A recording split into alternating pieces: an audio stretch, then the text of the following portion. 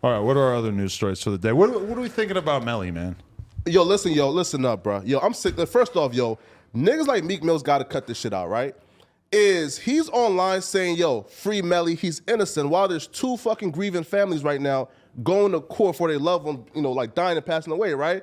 Why the fuck would you have, let's say, like 3 million followers and come online and saying, free a fucking, like, murderer, bro? Like, bro, again, right? It's the fucking hypocrisy, right? Like, but this is a long tradition in rap, is that we take people who realistically all the facts seem to point towards them being guilty, and we say free that man because we're wishing them the best. We're hoping that the narrative that's being put out there is fake and everything. Like for Melly in particular, I fucking love Melly. If Melly gets out, that is a great thing for me because I fuck with him, and I was on the phone with him a couple months ago, and he still fucks with us tough and everything.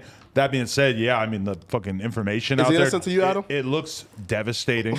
When I speak to 100K Track, he seems optimistic. He seems like we're going to find out some shit that is going to completely change our minds once this shit goes to court. I don't know. I'm kind of keeping my mind open. If I didn't know him, if I didn't have a dog in the fight and I was looking at all this information, would I think that he's probably going to be found guilty? I mean, that's why we looking from the outside in. I really don't fucking know. And then if I want to choose a side, then I just want to fucking choose a side because I really don't know. And then if Meek Mill want to say, hey, man, shit, man, free that nigga, man, it's free him because we don't fucking know. If you had Meek Mill on camera right now, though, and you were to say, explain to us why YNW Melly is innocent. Man, I don't fucking know. Free the homie. You know what I'm saying? He'll probably fucking say that. Shit, I don't know, nigga. Free the homie, nigga. Free him fucking. I don't know, dog. He's not his lawyer. When I get it, though, I mean, you do have a grieving family over here, though, but I don't know the grieving family. And then this nigga might be guilty. I'm not guilty, so I don't know. But free the homie. Fuck it. That's just the issue with, like, celebrity, deaths and stuff like that when that happens around celebrities is, like, everyone finds out about it. Everyone has an opinion on it. And, like, the grieving families just have to deal with everyone's fucking opinion. A question, though, right? So what do you guys, like, think about, like, in 100K Track, I guess, like, his issues with Melly's mom and shit like that? Because I kind of understand it. Because there's a wild fucking plot twist in all this shit. Is you basically had B Slime and Melly's mom coming out and saying that Track is fucked up and Track is doing improper things with his music, et cetera, and doing fucked up things with the money. And then you got a call that comes out of Melly on the phone saying, my mom's all fucked up. She don't understand what's going on. B-Slime is just mad because he thought that he was going to be bigger, et cetera, et cetera. And that was kind of mind-blowing because you're like, right now, we're watching Melly right before he goes on trial for his life. Literally, this could be the first time we've ever seen a rapper get the death sentence. Fuck, for real. Which is insane to even consider that could be a thing. But here he is siding with Track over his own mom and his brother. And even then, Track posted some screenshots of his conversation with B-Slime where B-Slime basically apologized for even bringing it to the internet in the first place. But, like, that's corny, though, right? And he's texting a fucking 14-year-old growling at the 14-year-old. He ain't 14 anymore. What is he, 16? Nah. No, he's 14? Yeah, bro. B-Slime is 14. Come on, bro. Like, I guess ain't that some corny shit, yo? 12, yeah. Yeah, that's crazy. I don't know, bro.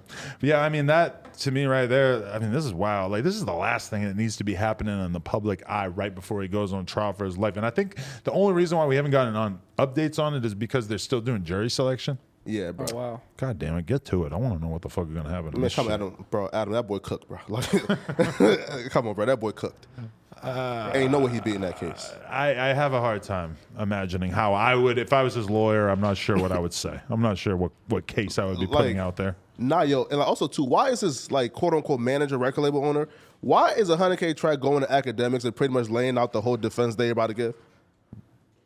My name was thrown in that by Jay Green. Jay Green said, you went on Adam 22 and you were talking about a case. Gossiping.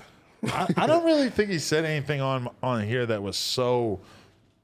that was so informative that it's going to tell the defense what the fucking or tell the prosecution what the plan is. Can you pinpoint anything back in that interview where you felt like it was just that important, where they felt like he was snitching or what? Well, that's one part about doing so many interviews is I don't even know what the fuck we were talking about because it was like a few weeks ago. But I don't remember saying anything that stood out to me as like that is a fucking dead giveaway of what their strategy is going to be legally. I don't know what he was referring to necessarily. Nah, right. So academics and asked him, yo, listen up, bro. Like his DNA is on everything, bro. Like what's going on?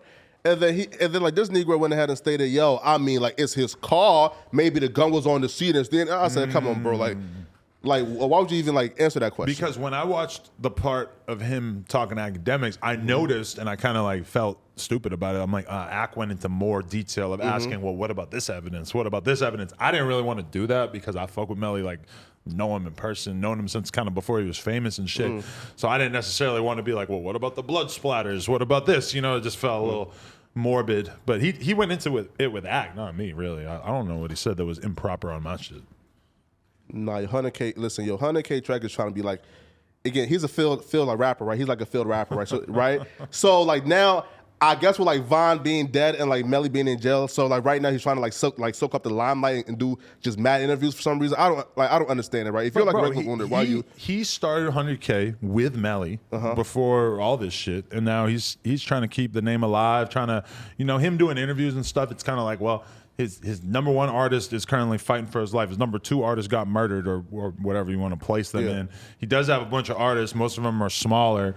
He's got to be the one going out and doing all the interviews and stuff. I'm sure he would have loved to live a life where he didn't have to go do interviews and it could be Melly and King Von on Front Street. But, I mean, he's doing what he got to do to keep his fucking label going, man. Playing the publicity game's part of it. But like after like and he put out a project.